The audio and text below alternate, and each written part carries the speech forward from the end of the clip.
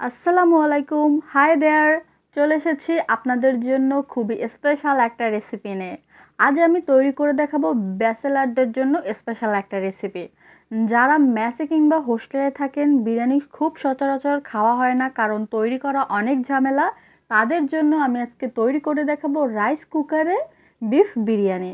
চলুন তাহলে খুব সহজে কিভাবে রাইস কুকারে পুরো রান্নাটা করা যায় আমরা তা ঝটপট দেখে নেই। এখানে আমি রাইস কুকারে প্রথমেই দিয়ে দেব 1 কেজি গরুর মাংস। এখানে হাড্ডি চর্বি সহই আমি 1 কেজি মাংস নিয়েছি।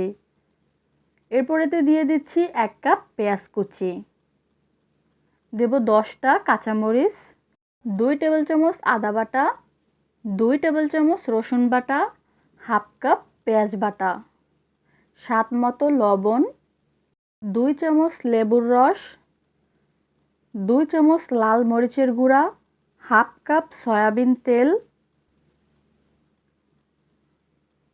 1/3 কাপ যে কোনো বাদাম বাটা। আমি এখানে চীনাবাদাম আর কাঠবাদাম মিক্স করে নিয়েছি।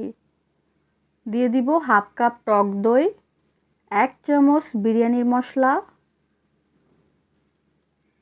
2টা দারচিনি, 5টা এলাচ। এলাচগুলো অবশ্যই মুখ ফাটিয়ে দিবেন। এখন আমি ভালো করে এগুলো মিশিয়ে নিচ্ছি। আর দিয়ে দিচ্ছি 3 টেবিল চামচ চিনি আর 1 চামচ জিরার গুঁড়া। এবার আবারও ভালো করে আমি মিশিয়ে নিব। এখন গরুর মাংস থেকে তেল বের হয়ে যাওয়া পর্যন্ত ঢাকনা দিয়ে এটাকে রাইস কুকারে রান্না করে নিতে হবে। রান্না করার সময় খেয়াল করে অবশ্যই রাইস কুকারের বাটনটা অন করে নিতে হবে। আমি এখানে একটা স্টার অ্যানিস দিলাম আর 4টা লবঙ্গ দিলাম। স্টার অ্যানিসটা একদমই অপশনাল, আপনারা চাইলে নাও দিতে পারেন। এখন ঢাকনা দিয়ে আমি 3 থেকে 4 মিনিটের মতন রান্না করে নিয়েছি। এরপর অ্যাড করছি হাফ কাপ টমেটো পিউরি। এটা ফ্রিজে ছিল, এর জন্য শক্ত হয়ে গেছে। আবারও ঢাকনা দিয়ে কিছুক্ষণ রান্না করে নিব। আমি আরও 5 মিনিট পর ফিরে আসলাম। মাংস থেকে ভালো করে পানিটা ভালোভাবে বের হয়ে গেছে। এবার এই পানিতেই আমি মাংসটা সিদ্ধ করে নেওয়ার ট্রাই করব। তবে যদি মাংসটা এই পানিতে সিদ্ধ না হয় তাহলে এক্সট্রা গরম পানি অ্যাড করতে হবে। এখন আমি এটাকে একটু নেড়ে দিচ্ছি আর এতে ভালো করে এই পানিতেই রান্না করে নিচ্ছি। মাংসটা অনেকটাই সিদ্ধ হয়ে এসেছে, পুরো পানিটা টেনে গেলে মাংসটা সিদ্ধ হয়ে যাবে। যেহেতু আমরা রাইস কুকারে রান্না করছি তাই মাংসটা সিদ্ধ করে নিতে কিন্তু টাইম একটু বেশি লাগবে। আমি আপনাদেরকে বলে দেব কতক্ষণ টাইম লেগেছে।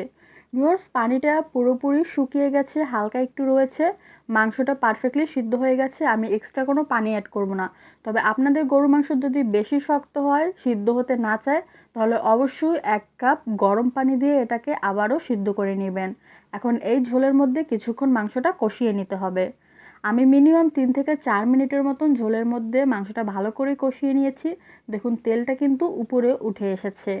এরপর আমি এতে অ্যাড করব 1 কাপ দুধ। আমি এখানে 6 কাপ পানি অ্যাড করব বিরিয়ানি এটা রান্না করার জন্য। তার মধ্যে 1 কাপ দিয়ে দিচ্ছি লিকুইড দুধ আর 5 কাপ দিব গরম পানি। তবে আপনারা যদি পানিটা গরম করে আগে থেকে না রাখতে পারেন তাহলে অবশ্যই 5 কাপ পানি দেওয়ার পর যখন পানিটা ফুটে উঠবে তারপরেই আপনারা এতে পোলাওয়ের চাল অ্যাড করবেন। মাংসের মধ্যে পানি দিয়ে ঢাকনা দিয়ে কিছুক্ষণ এটাকে টাইম দিবেন, পানিটা গরম হয়ে যাবে। তারপর পোলাওয়ের চাল অ্যাড করলে পোলাওটা আর একদম মাখো মাখো হবে না, ঝুরঝুরা হবে। সো আমি যেহেতু গরম পানি দিয়ে দিয়েছি, আমি সাথে সাথে পোলাওয়ের চালটা অ্যাড করে নিচ্ছি। যেহেতু এটা ব্যাচেলারদের জন্য তৈরি করা হচ্ছে, এর জন্য আমি সমপরিমাণ মাংসের সাথে সমপরিমাণ পোলাওয়ের চাল দিচ্ছি। আমি এখানে 1 কেজি চাল ভালো করে ধুয়ে রেখেছিলাম, পানি ঝরিয়ে দিয়ে দিলাম। তবে একটা বিরিয়ানি রান্নার সঠিক উপকরণ হলো 1 কেজি মাংস দিলে তাতে হাফ কেজি কিন্তু পোলাওয়ের চাল দিতে হয়। যেহেতু ব্যাচেলাররা খাবে, একটু বেশি করে পোলাও প্রয়োজন, এর জন্য আমি বেশি পোলাওয়ের চাল দিয়েছি। আর আমি অ্যাড করলাম হাফ কেজি আলু। আলুগুলো আমি কিউব করে কেটে নিয়েছি। এখন ঢাকনা দিয়ে রান্না করে নিব। আপনারা চাইলে আলুটা একটু ভেজেও নিতে পারেন। ভিউয়ার্স, আমি আবারও 7 মিনিট পর ফিরে আসলাম। আমি ঢাকনা তুলে এবার একটু বিরিয়ানিটা নেড়ে দিব। আপনারা চেষ্টা করবেন যখন বলক চলে আসবে তখন ঢাকনাটা একটু হালকা আলতোভাবে লাগিয়ে রাখার, পুরোপুরি লাগিয়ে রাখবেন না, তাহলে কিন্তু এটা বলকটা উপরে উঠে পানিটা বের হয়ে আসতে পারে। এবার আমি এতে অ্যাড করলাম 2 চামচ কেওড়া জল অথবা গোলাপ জলও দিতে পারেন, আর দিয়ে দিচ্ছি কিছু বেরেস্তা। এখন ঢাকনা দিয়ে আরও 5 মিনিট রান্না করে নিব। ভিউয়ার্স, আমি লাস্ট 5 মিনিট পর ফিরে আসলাম। আমার বিরিয়ানিটা পারফেক্টলি রেডি। দেখুন, রাইস কুকারে রান্না করার পরও কিন্তু বিরিয়ানিটা একদমই ঝুরঝুরা হয়েছে। মাংসটা সিদ্ধ করতে আমার টাইম লেগেছিল 1 ঘন্টা। তারপর বিরিয়ানিটা রান্না করতে আমার 10 থেকে 15 মিনিটের মতন টাইম লেগেছে। সো ভিউয়ার্স, আজকের এই রেসিপিটা আপনাদের কেমন লেগেছে ঝটপট জানিয়ে দিন। মাংসটা দেখুন কতটা সফট আর টেন্ডার রয়েছে। সো বাসায় অবশ্যই এই জুসি ইয়ামি টেস্টি বিরিয়ানিটা ট্রাই করুন রাইস কুকারে, তারপর আমাদেরকে কমেন্ট করে জানান। আর ব্যাচেলার ভাই বোনদের কেমন লেগেছে তারাও অবশ্যই যদি এই ভিডিওটা দেখে থাকেন তাহলে কমেন্ট করে তাদের ফিলিংসটা শেয়ার করবেন। থ্যাংক ইউ সো মাচ ফুল ভিডিওটা দেখার জন্য। ইনশাল্লাহ নেক্সট কোনো ভিডিও নিয়ে দেখা হবে। কারো কোনো পছন্দের রেসিপি চাইলে আমাদেরকে রেকমেন্ড করতে পারেন। ইনশাল্লাহ আমরা ট্রাই করব শেয়ার করার। আল্লাহ হাফেজ।